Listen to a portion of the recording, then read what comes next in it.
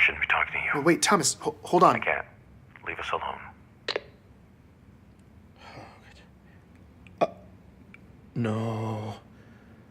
No, God, no way that you did not just... If you want privacy online, ChatterNet is a pretty good bet. Damn it. Not foolproof, but relatively difficult for the government to monitor. Waypoint, on the other hand, is wide open. Supposedly, the Office of Naval Intelligence has software on the network capable of listening to every single conversation galaxy-wide. And if you say the wrong thing, the conversation gets flagged. Oh, God, what did I just do? What I had just done was conduct an unsanctioned follow-up interview with a survivor of a war camp, accused him of lying about it, basically got him to admit that lie, and then ended by possibly implicating my employer, the most powerful military agency in history, in either bribery or coercion. I'd done all of that on Waypoint. I thought I was going to throw up. Wait a minute. Maybe it wasn't that bad. I went and listened back. Would they flag that word? What about that one? That phrase sounds bad by itself, but not in context. They factor in tone of voice, right? I was sitting there, emotionally guessing how an insanely sophisticated algorithm is weighted. Basically, I was trying to outsmart a legion of robots. Damn it, Ben. It was too late. Those words were gone. That data had been processed. And I had either been flagged or I hadn't. I had no idea what would happen next. I'm Benjamin Giroux, and this is Hunt the Truth.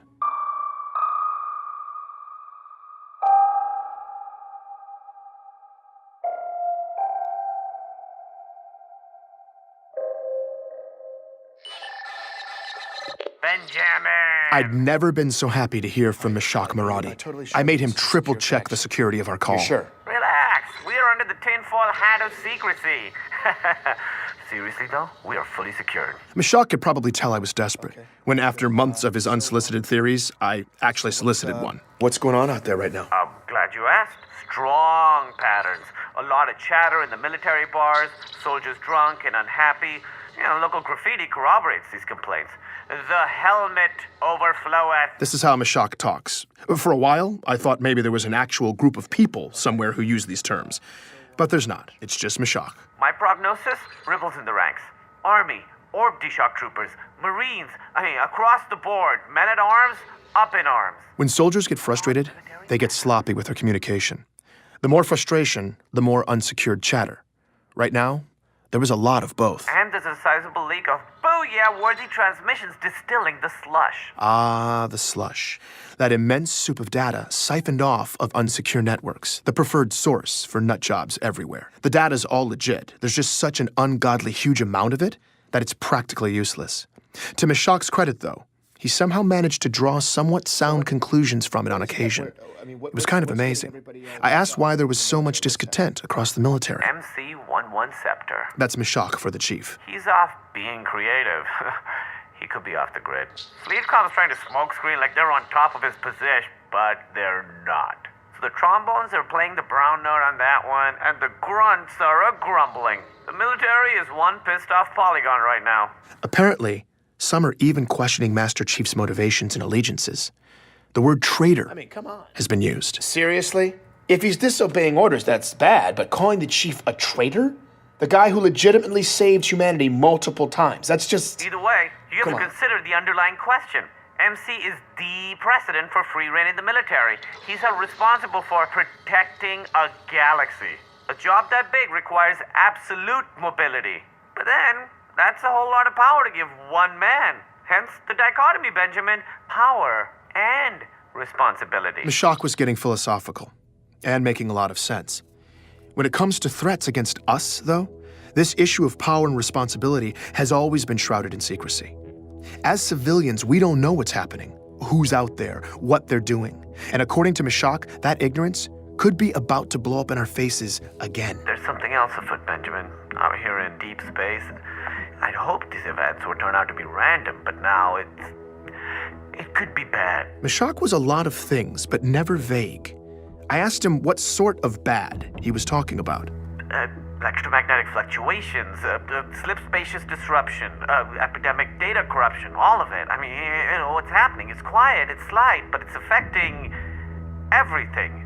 Ripples on a gigantic scale. I'm talking whole star systems. It's just, I don't want to say I'm frightened. You know what I mean?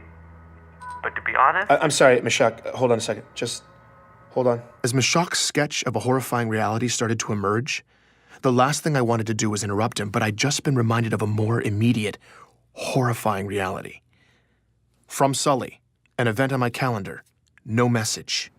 Oh, no. My stomach dropped. My flight to ONI's Boston headquarters left in 3 hours. They were calling me in. This had never happened to me before. I said goodbye to Meshach. It now seemed painfully clear that my waypoint conversation with Thomas Wu had been flagged. By the time I landed on Earth, I was one giant ulcer.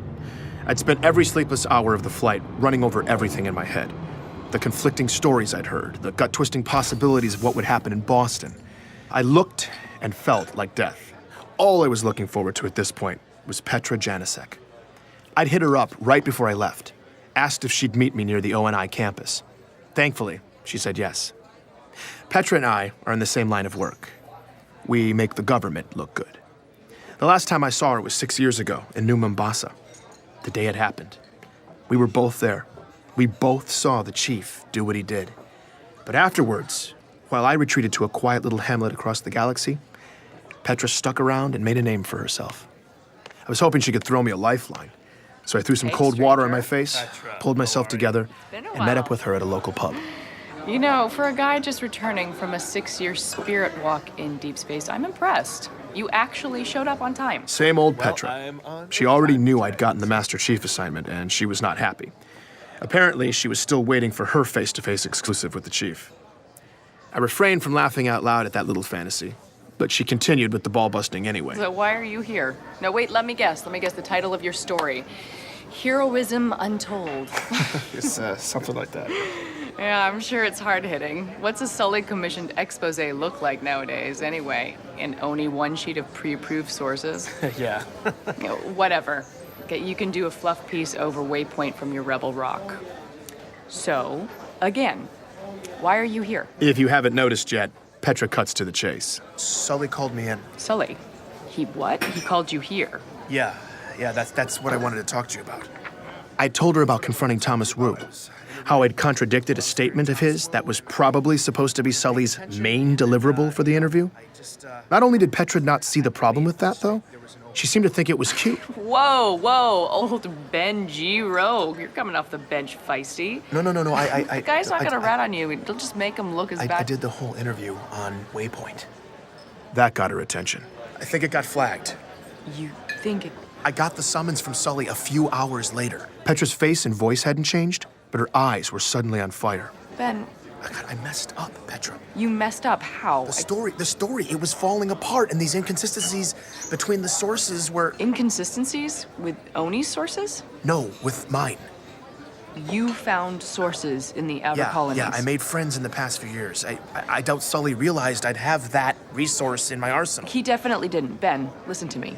You used to be a government lapdog at your peak. Then you deep spaced yourself into obscurity. You have no juice now, and that's why they picked you. Sully gives you this bone, you're supposed to be extra eternally grateful. Just wag your little tail and play fetch. So why the hell are you peeing on the rug instead? Have you forgotten the way everything works? No, I don't know. This is bad, Petra. Ben, it's... And it's not ancient history either. There are rumblings in the outer colonies right now. Maybe something really bad. I was talking last week to this guy I know. Meshach Maradi, I know. How do you know that? I've continued being an actual journalist for the past 6 years, but who cares, Ben? I hear what you're saying. We can blow this thing open, Petra. Okay. All right, cowboy. No, seriously. This is big. I can't even begin to reconcile the things I'm hearing with the story I'm supposed to tell. Multiple sources, the chief died at 6, complete fabrications, genetically augmenting kids. I know, they are crazy charging that much for a shore trip. Suddenly, Petra was ranting about the beach, loudly, and digging her fingertip hard into my forearm. I just sat there, totally confused as she rambled nonsense, intermittently glancing down at her compad.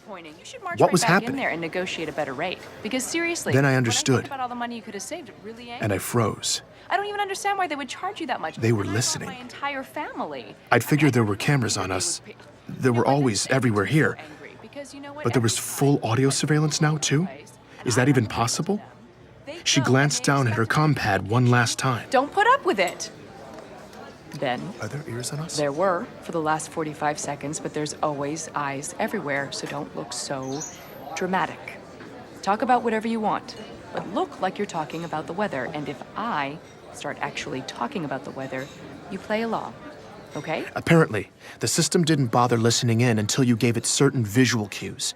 Facial expressions, body language, anything that looks intense, like my little outburst. The video flags it, and your conversation gets temporarily isolated. Petra's vacay babbling had just saved my ass. Listen, I believe you that the truth about the story is terrible. But what you're talking about doing, that's door number 2 stuff. You're door number 1 guy. But I have... Oh, come on, what are you gonna do? Ben, get the real scoop? You're too sloppy. You can't do this. You're out of touch. You haven't Maybe been... not by myself, but with your help, with other people's help. Honestly, I love the idea of cutting the strings and tearing it all down, but I'm sorry. It's not gonna be today. And to be brutal, it's never gonna be you. That was brutal. It stung. I got pissed. And then I immediately knew she was right. Ben, take the money. Do your job. God, oh God, oh God, I'm supposed to walk over there right now. Just tell Sully you were drunk. You were trying to get a rise out of the guy. Something. Just play stupid. Besides, you don't know you got flagged. This meeting could just be a coincidence. They called me in. This is so weird. You'll be fine. The worst thing they'll... Well, I've never Listen, called... Hey, Ben, the worst thing they'll do is kill the story and cut you from rotation. That's probably it. I mean, I can't imagine they would... No, you'll be fine. Just be a good dog. Knock them dead. I'll get the bill. Thanks, Petra. But Ben, if I were you, I'd upload whatever you got on the story before you go in. Just send backups to someone you trust, you know, just in case. That was the closest thing to concern I'd ever heard from Petra. I immediately took her advice and was queuing up all my files to transfer to Ray as I crossed Torrenia Avenue toward ONI. The campus was integrated right into the city. A courtyard of dark buildings, mature oak trees, grass, walkways. It just looked like a campus. The only thing different about it was the sidewalk. Twice as wide as it was across the street. And the inner half of the pavement was black stone, a thick, dark border, several feet wide that surrounded the whole complex. I walked right up to the obsidian half of the sidewalk and stopped. Something was off about the courtyard in front of me, like something was missing. I looked both directions down the sidewalk. There were no fences or guards. Plenty of pedestrians, seemingly none of them paying any attention to the complex as they passed. Except for one tiny thing. None of them, not a single one of the dozens of white-collar workers and shoppers and parents and kids walking up and down that sidewalk laid a foot anywhere near the black half of the pavement. On a 20-foot wide walkway, they were all moving single file right up against the curb. I turned and looked back at the campus, listening. No birds. That's what was missing. There were no birds in the trees. In fact, there was no sound in the air at all. Nothing moved. I stood at the edge of the obsidian. I had no choice. I swiped the transfer folder over to Ray's hard drive, took a deep breath, and crossed the black line. Please join me for the next episode of Hunt the Truth.